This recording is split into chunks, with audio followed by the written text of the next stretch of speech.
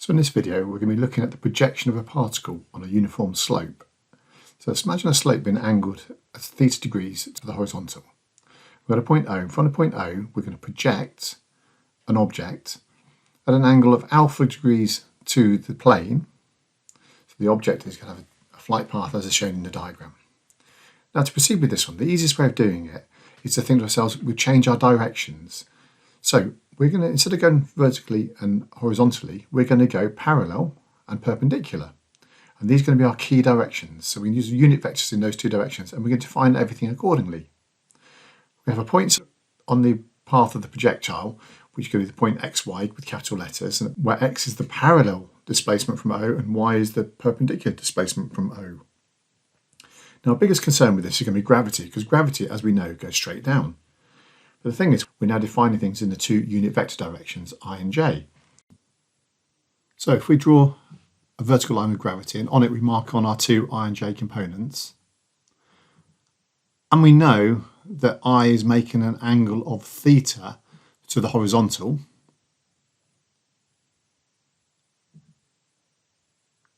we can now think about how we're going to break up gravity into our parallel and perpendicular components. The angle being theta in there, and we can see that our two components, so parallel, that's going to be minus g sine theta,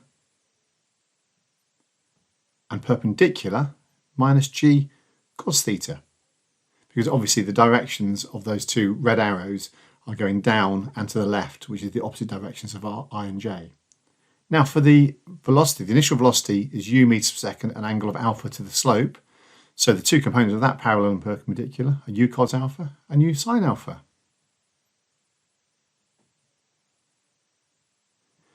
To find the maximum range of the object which has been projected up the slope, we need to find out when the y component is equal to 0, because that's when it's landed back on the plane again.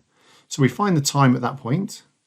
Having found the time at that point, we substitute that value into the expression for x, and that will give us the maximum range. So here's an example. And what we're going to do is we're going to have to start off as we always do with everything. We read the question carefully and we draw a diagram. So we've got our slope. We know the angle of the slope is 20 degrees, and we know that the particle has been projected at an angle of 40 degrees with a speed of 35 meters per second. So usual approach. And I would always draw a picture on there as well, just to make sure I can see what the flight is going to be. I've defined my two components, I and j, so we're going parallel and perpendicular again, as before. We're projecting from the point O, just making the reference point a little bit easier. So we're going to use v equals u plus at initially. Okay, putting our components into this one. Thinking about how we're doing it, this is obviously parallel and perpendicular to the slope. So we get our components and we set out our equation as normal. Think about gravity again. Gravity is the one situation that can be a little bit more challenging to think about. So again, probably worthwhile remembering that the opposite is going to be minus sine theta and minus cos theta, are two parameters on there.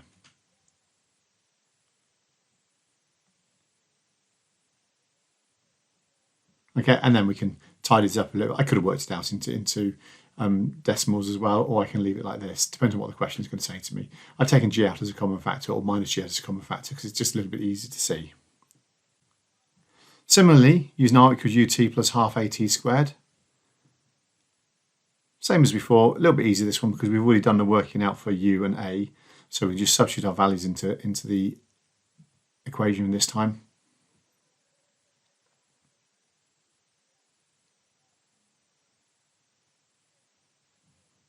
And this time I've actually worked it out, working out the actual values numerically. So I'm decided to give them to two decimal places.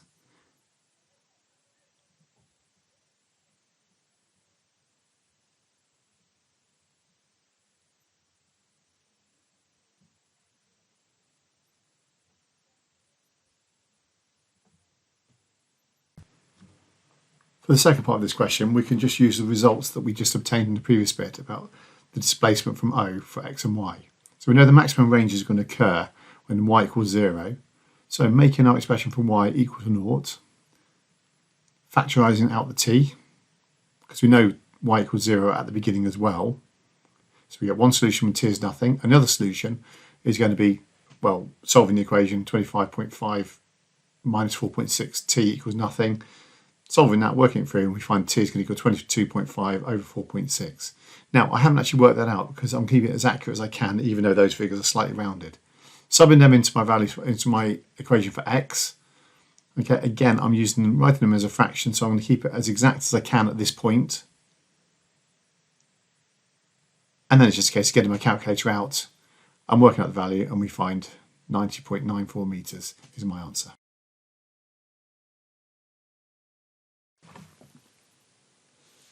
So here we've got a slightly harder example of a projectile upper plane. So usual thing, we're going to draw our picture out, given information. Now you've got to be really carefully, because the plane's inclined at theta degrees and the projection of the particle is at beta degrees to the horizontal. Okay, so it wasn't to the plane, so we had to recognise that. And later on in the question it says the projectile goes along and it hits horizontally, so I've just drawn my picture to make that happen. Okay, so a sensible diagram as ever.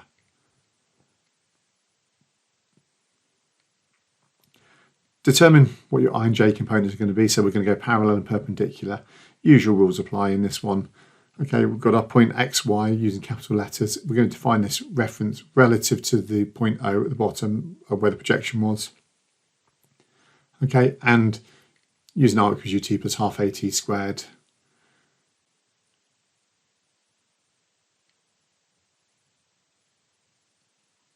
Okay, and I and j as the two components that we've specified. We can then say what x and y are going to equal. Okay, so relative to the plane this one is, so x is u cos beta minus theta, thinking about the angle size in there. And then u sine beta minus theta t plus half, and then acceleration, obviously we know we're doing this in our different components this time because the I and j are parallel and perpendicular. Okay, we've got to solve it for when y equals nothing. That's when the maximum range is going to occur, which is the point when it's going to hit the plane again. Factorising out the t.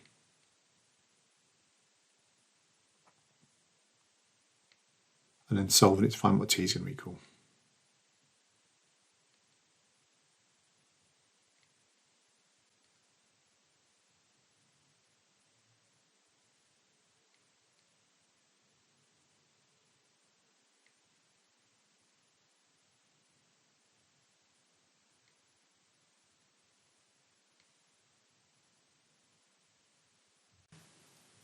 For part 2 of the question, we're interested in the motion of the particle.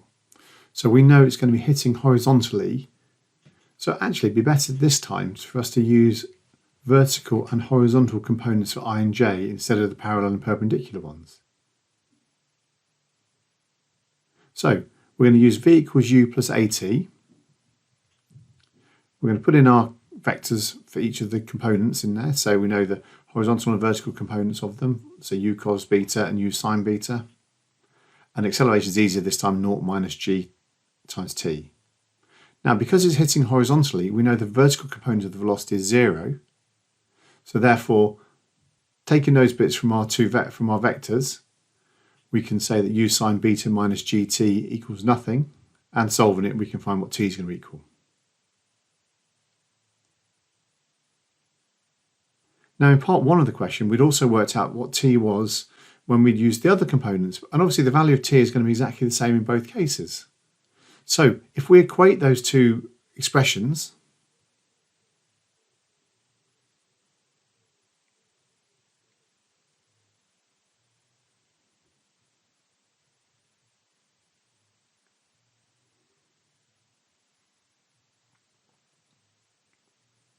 simplify them a little bit because we can divide both through by u and we can multiply both sides by g. And multiplying that by the cos theta as well. Now we've got an addition angle formula here for sine beta minus theta. We know that the sine of a minus b is equal to sine a cos b minus cos a sine b.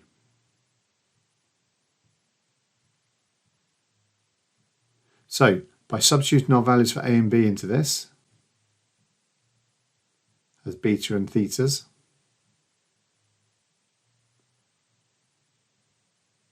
and you'll notice that we have got sine beta, cos theta, two on the left and one on the right. So collecting terms together, simplifying it, dividing through by cos theta and cos beta,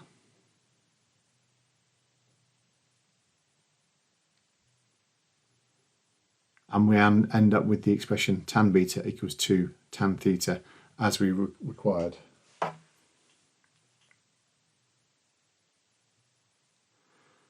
Now for part 3 of the question, we know that the value of t for the maximum range because we'd worked it out in part 1 of the question. So by substituting this into our expression for x,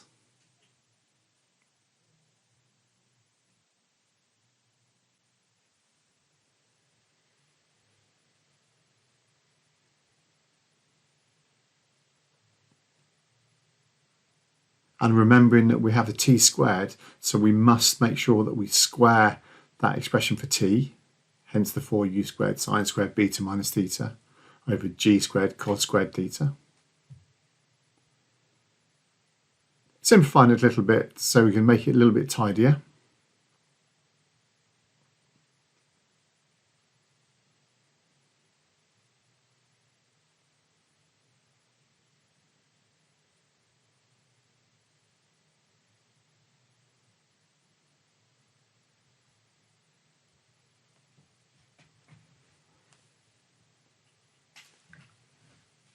And then we can look for common factors between each of the terms. So if you look, you can see what you've got there. We've got a 2u squared sine beta minus theta over g.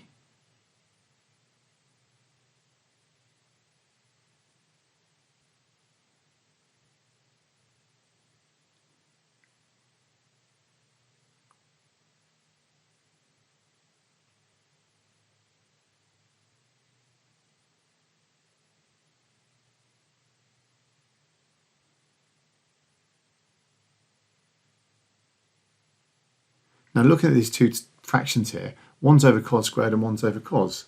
So if we put a cos theta top and bottom of the left-hand term inside the bracket, we now have a common denominator. So I can take cos squared out as a common factor at the bottom as a denominator. And then what I'm left with at the top is the cos of beta minus theta multiplied by cos theta and minus the sine of beta minus theta multiplied by sine theta. Now, this is the bit of recognition part here, because that bit in the bracket, if you compare it to our addition angle formula for cos of a plus b, you'll see that actually what I've got here is a could be theta and b could be beta minus theta. So what we actually end up with, that bit in the bracket, is actually the same as the cos of, I've got theta plus beta minus theta. And if you do theta plus beta minus theta, you're left with beta. So therefore, that becomes the cos of beta. And so we've now got the expression we wanted.